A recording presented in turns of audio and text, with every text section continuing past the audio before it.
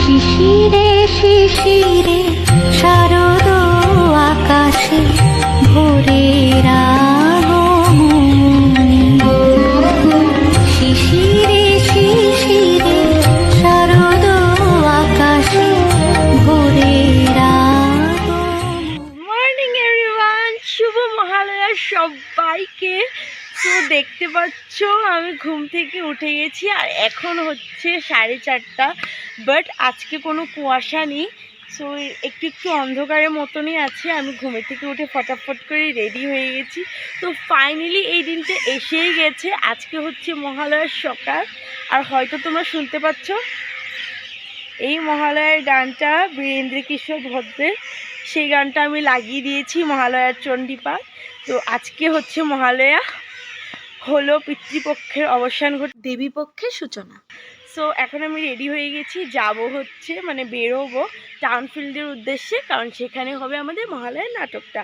তো আগের বছর আমি তোমাদের দেখিয়েছিলাম, তো এবছর দেখাবো। সো চলো আগে বেরিয়ে পড়ি, তারপর তোমাদের সাথে কথা হচ্ছে। আজকে সকালটা তোমরা শুধু দেখো, কি সুন্দর লাগছে তাই না? পুরো দুর্গাপূজার ভাইব দিচ্ছে। আর এখানে দেখো কত ফুল হয়েছে, ফুলগুলো যেন দুর্গাপূজা উপলক্ষে মেতে উঠেছে একেবারে। ঠিক আছে, কত ফুল। আকাশটা দেখো, আর চারিদিকে মহালয়ার গান শোনা যাচ্ছে। তো চলো এখন যাওয়া যাক।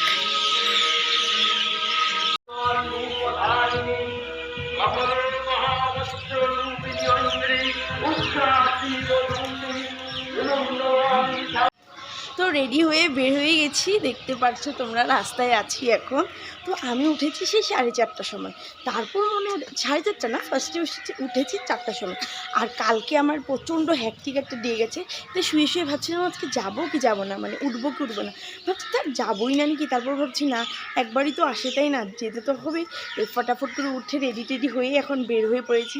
আর সাথে দেখো কে আছে, এই যে মোহিত, ও আমার সাথে আগের বারও ছিল। তো আমি কিন্তু আগের বারও ভিডিও বানিয়েছিলাম, তো এইবার বানাবো না এরকম হতে পারে বলো?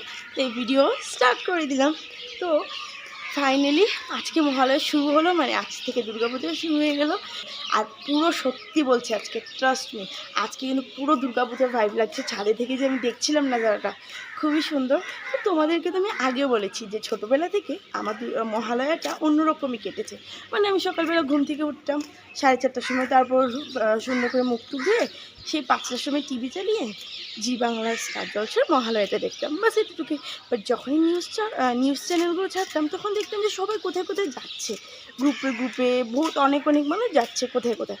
আমি বুঝতে পারতাম না, সেই গুয়াহাটিতে হোক, তিনশিকাতে হোক, কলকাতাতে হোক, সবাই কোথায় কোথায় যাচ্ছে আমি বুঝতে পারতাম না, কারণ আমাদের দিকে আমি কখনো দেখিনি।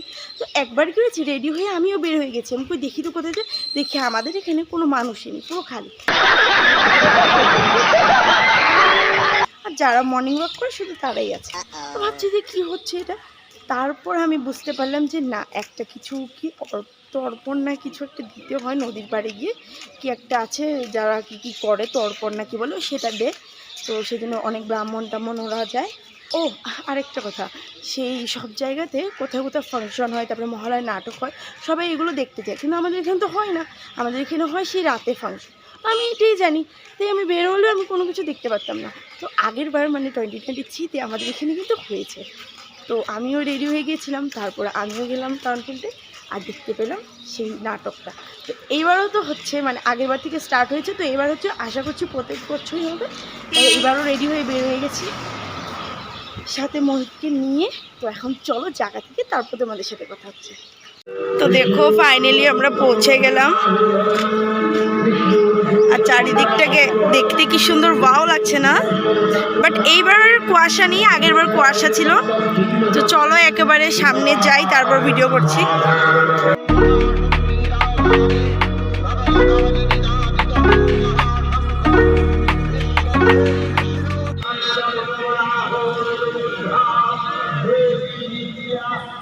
তো এইটা হচ্ছে আমাদের টাউনফিল্ড। তোমাদেরকে আগের ভিডিওতে আমি বলেছিলাম যে একটু ঘুরিয়ে দেখিয়ে দেবো। তো এই দেখো, এটা পুরো একটা ফিল্ডের মতো, এখানে অনেক রকমের খেলা হয়, ফাংশন হয়, পুজো হয়। তো এখানে যে স্টেজ দেখছো, এখানে কয়দিন আগে একটা ফাংশন হয়েছে, আর এইদিকে হচ্ছে দুর্গাপূজার প্যান্ডেল। আর এখানে একটা সিঁড়ি আছে, এখানে সবাই বসেছে। আর এখানে হবে মহালয়ার ফাংশনটা, এখন এখানে স্টেজ লাগিয়েছে। এই দেখো পুরো একটা এখানে ফিল্ডের মতো। আর এইদিকে অনেকগুলো সিঁড়ি আছে যেখানে বসা যায়, আর এখানে বসে বসে খেলাগুলো দেখা যায়। আর বিকালে এখানে অনেক রকম স্পোর্টস হয়, যেরকম কারাটে, ক্রিকেট, ফুটবল, ভলিবল, এগুলো শেখানো হয়। এখানে ক্রিকেট প্র্যাকটিস করানো হয়।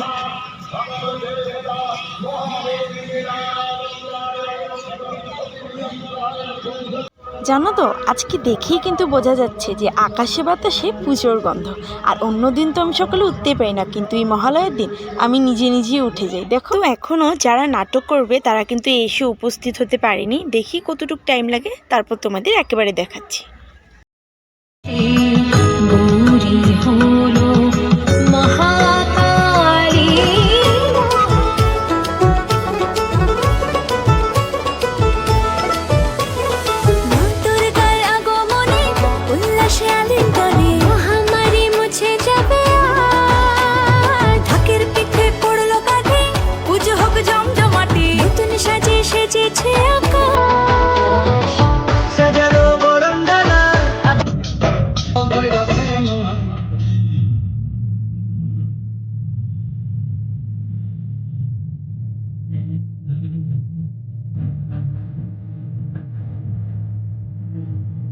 না না না সতী, না। তোমার পিতার প্রধান উদ্দেশ্য হলো আমাকে অপমান করা, তাই বিনা নিমন্ত্রণে তুমিও যেও না। তো আজকের এই নাটকটায় সতীর দেহত্যাগ করা, দশরূপে দুর্গা মা, সেটাই দেখানো হয়েছে।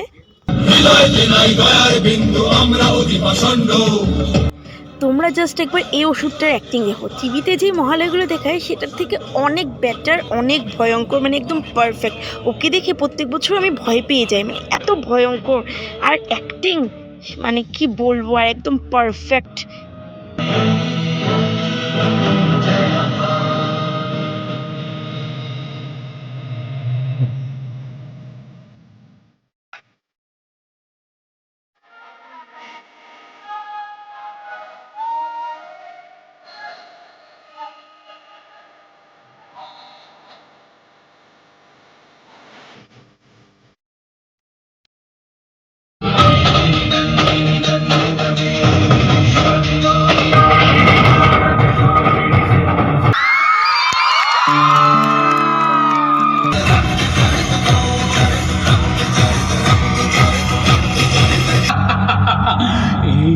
এইটুকুতেই ক্লান্ত হয়ে গেলে অবলা নারী?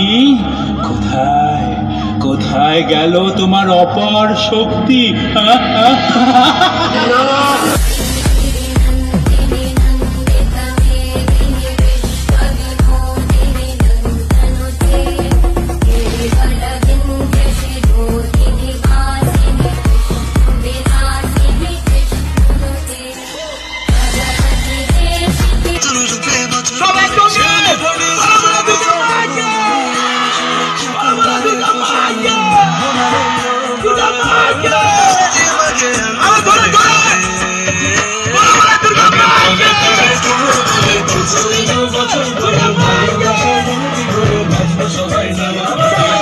তো এখন আমি চলে এসেছি বাড়িতে।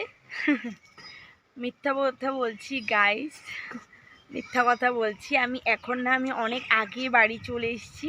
আর এখন সময় কয়টা হচ্ছে তোমাদের বলে দিই। এখন হচ্ছে দুপুর 3:15। তোমরাও হয়তো ভাবছো কী রে বাবা, সকাল থেকে হুট করে দুপুরে কী করে চলে এলো। বলছি শোনো। তবে কী হয়েছে, আমি তো সকালে কি সুন্দর রেডি টেডি হয়ে গেলাম মহালয় দেখতে। মহালয় দেখালামও তোমাদেরকে, দেখে তারপর বাড়ি এসেছি।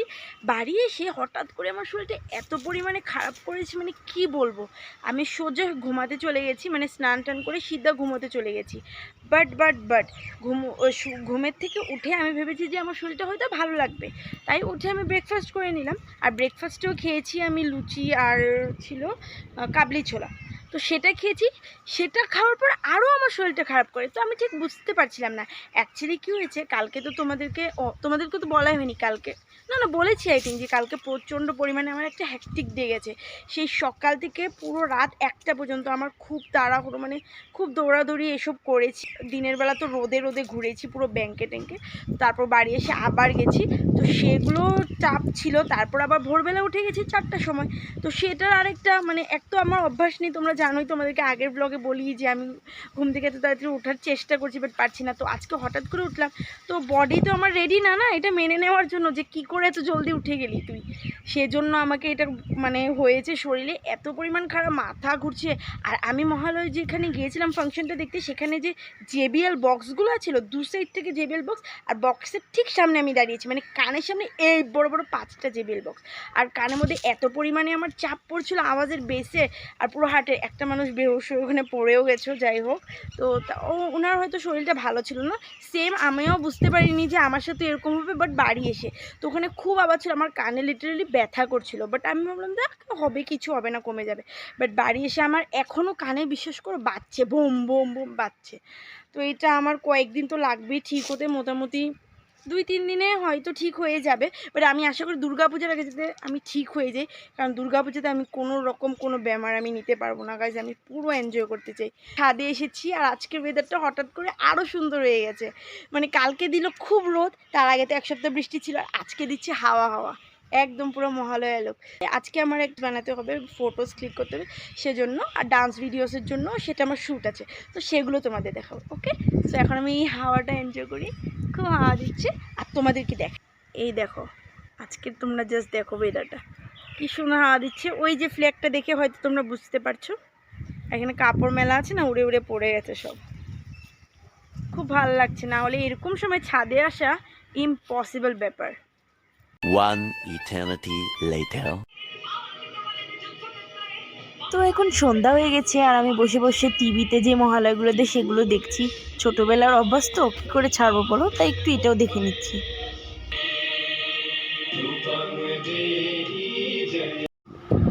তো এখন তো আমি ভিডিওস বানাবো, সেই জন্য রেডি হচ্ছি, আর এই যেদিকে চা খাচ্ছি। তখন আমি ফটাফট করে রেডি হই, তারপর ভিডিওস বানাবো। A few moments later. So here is my look. কীরকম লাগছে আমাকে জানিও। আর লাস্টে আমি এই ইয়ারিংটি পরেছি, কারণ এটার সাথে এটাই ভালো ম্যাচ করছিল, তাই। অ্যামেজিং। ও পরাণের পাখি জাদু করছে নাকি।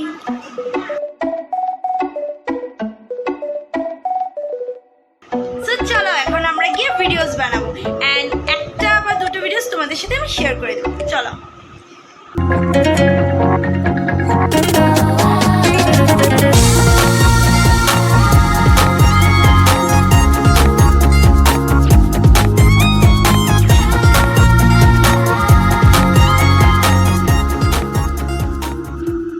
কালকে রাতে আমি ভিডিও বানাতে মানে রিলস বানাতে ব্লগটাকে এন্ড করতে ভুলে গেছি। তো আজকে সকালে আমি ব্লগটাকে এন্ড করছি। আশা করছি তোমাদের দেখতে খুব ভালো লেগেছে। ভালো লাগে like comment share and subscribe. দেখা হবে তোমাদের সাথে খুব শিগগিরই দুর্গাপূজার সিরিজ পার্ট 2-তে। ততক্ষণ পর্যন্ত কিপ ওয়াচিং দ্য আরইস ওয়ার্ল্ড। Tata by.